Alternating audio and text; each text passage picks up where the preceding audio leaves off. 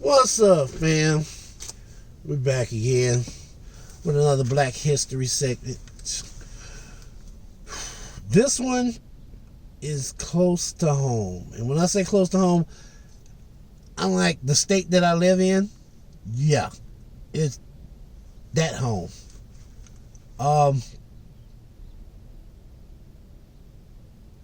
I was one of those kids that was always taught to follow the law, follow the rules, do what you're told, don't make trouble, don't make problems for adults and authorities. But as I got older, I realized that these adults and authorities, they power hungry. It's not about the law or the rules. It's about you doing what they tell you to do, when they tell you to do it. And if you don't, you're in the wrong. But see, that's why you have these American criminals like Nat Turner, who said the rules were bogus. They didn't agree with the rules. It's you're not treating everybody fairly. So, to hell with your rules. Now, he was beaten, he was lynched. It was just terrible. Fast forward some decades from there, you had people like Fannie Lou Hamer, who they did a hysterectomy on, and she didn't even know it. They just took out her plumbing so she couldn't have kids. Like, really? Of course, this was in addition to her getting beat down by the police, put in jail, just because she wanted to vote. Wow. And instead of the government trying to make amends for the wrong they did, they try to hide it. And then when you bring it up years later, oh, that was in the past. That happened. She had that illegal hysterectomy in 1961. How was that long ago? 1961? Do the math. Don't worry, I'll wait. So, today's story. 3 black men in southern Indiana. August 7th, 1930.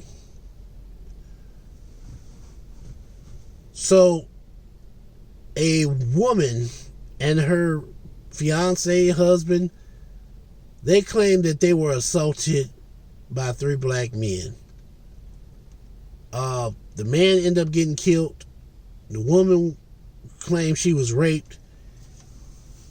And the suspects were put in jail. But of course, you know, when you put a black person in jail back in those days, they don't stay in jail. No. The mob, a mob of white people, broke them out of jail so that they can seek justice for themselves. And none of them went to jail. According to the research, there were pictures. I didn't see all these pictures, but I saw one picture. And I can tell you that a lot of people's grandparents and great-grandparents were clearly seen in that photo. The judges knew it, the police knew it, and nobody did a damn thing. What happened to the 3 black men? Well, I'm glad you asked. I wrote notes because I knew I was going to forget something. Now, as I said, the white man ended up dying, and the white woman claimed she was raped. What was this? Claude Dieter was the gentleman's name. Claude Dieter and Mary Ball. Mary Ball claimed she was raped. Claude Dieter ended up getting killed for some reason or another, but they blamed it on these 3 young black people. What was the penalty for this egregious crime? Well, the one black, Thomas Ship, he was beaten, hanged, lynched. We'll say it, lynched. He was lynched.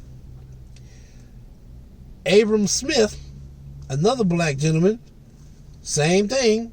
He was lynched. James Cameron. James Cameron was the only one that got away, but not without getting beat down. He got beat the fuck down. And then they arrested him and put him in jail. How in the hell you accuse this man of a crime? You put him in jail. The public runs up in the jail, breaks him out, tries to lynch him, beat him down, and then you put him back in jail. But you never confront the fact that these people took the law into their own hands. You just, oh, well, I can understand they upset because one of their people got killed. Okay, but they still committed a crime.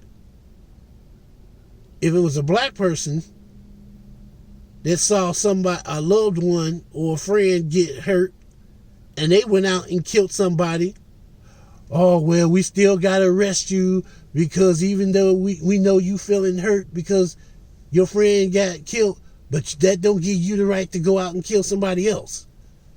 See how the law is contradictory, and then the judge signs off on this bullshit.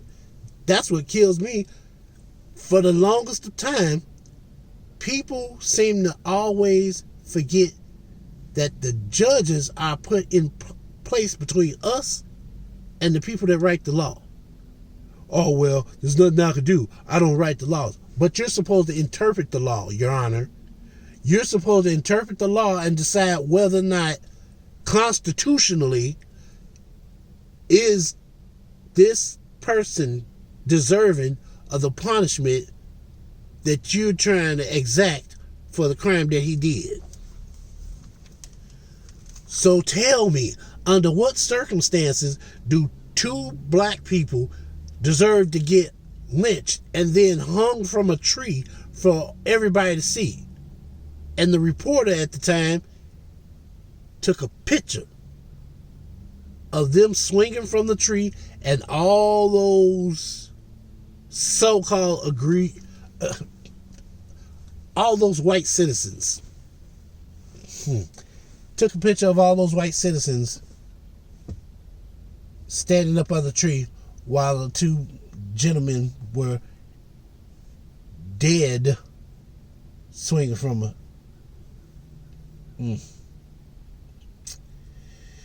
There is a photo online of the lynching. No arrests were made.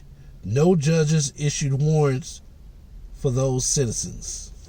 So they had photographic proof of the lynch mob.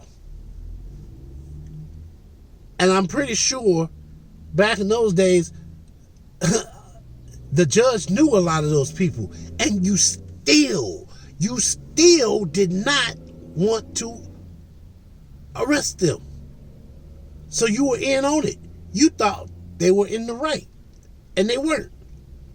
So yeah, as a collective, we need to hold these Congress people accountable for their stupid actions. And we also need to hold the judges accountable for agreeing to this crap. Now, that being said, my next and probably final one for Black History Month. I gotta make this a good one.